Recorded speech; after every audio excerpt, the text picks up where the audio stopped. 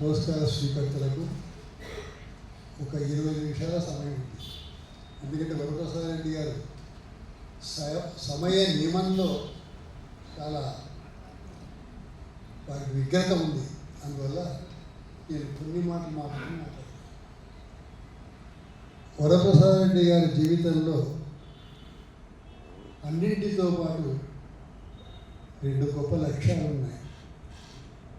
ప్రపంచం యొక్క ఆరోగ్యాన్ని కాపాడడానికి వారు ఔషధం తయారు చేశారు. దానితో పాటు ఒక్క శరీరాన్ని కాపాడమే కాదు, మనస్సును ఆత్మను కాపాడుకోవాలని ఇలాంటి కార్యక్రమాలు చేస్తున్నారు.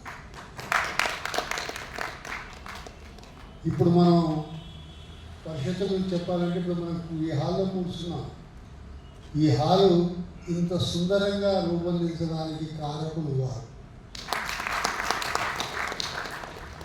మేము అడిగితే చేయలేదు వారు, వాళ్ళు మమ్మల్ని అడిగి చేశారు.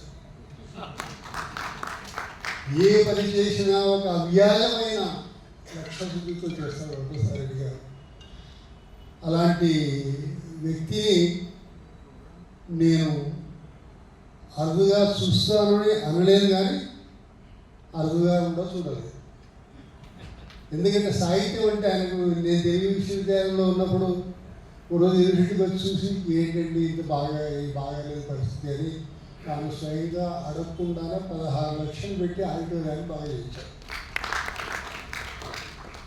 ఇక సాహిత్య విషయంలో ఆయనకు చాలా ఈ మధ్య మనసు పలికేది ఒక పుస్తకం రాశారు. అంతకుముందు చాలా పుస్తకాలు రాశారు అనుకోండి. అది చదివితే అనిపిస్తుంది, ఒక టెక్స్ట్ బుక్గా పెడితే దాన్ని జీవితంలో ఎలా కష్టపడి పైకి రావాలని తెలుస్తుంది. ఆ సూచన కూడా వాళ్ళు అందించారు. అది నిజంగా నేను కూడా చదివి చాలా సంతోషించాను. ఆ లక్షణాలను అలవడుచుకోవడానికి ఇంకా ప్రయత్నం చేయాలి అనిపిస్తుంది. అలాంటి వరప్రసాద్ రెడ్డి గారికి సంగీతం అన్నా సాహిత్యం అన్నా చాలా ఇష్టం. సాహిత్యంలో వారు చాలా మందికి సహాయం చేశారు. బహుశా కర్ణుడు కీర్తి కోసం సహాయం చేశారేమో, కానీ వరప్రసాద్ రెడ్డి గారు కీర్తి కోరకుండా సహాయం చేశారు. నాకు ప్రత్యక్షంగా తెలుసు. వారికి సహాయం చేసినప్పుడు వారు చెప్పే ఒక మాట ఏమిటంటే, ఎవరికి చెప్పొద్దు, నా పేరు చెప్పొద్దు అని చెప్తుంటారు. తక్కిన వాళ్ళైతే నా పేరు చెప్తే ఇస్తా, 10,000 ఇచ్చినా 5,000 ఇచ్చినా నా పేరు చెప్పాలి అనే కాలం. అందువల్ల వారి ఇద్దరిని ఎంచుకున్నారు, వారికి పురస్కారం ఇచ్చారు. ఒక మాట, నాకు సమయం లేదు కాబట్టి, శుద్ధారాశ్వర తేజ గారు, ఆయన నేను ఇద్దరు చూశాను, పాడుతూ గేయం రాసే వాళ్ళు ఇద్దరు చూశాను. ఒక నారాయణ రెడ్డి గారిని, ఒక శుద్ధారాశ్వర తేజ గారిని.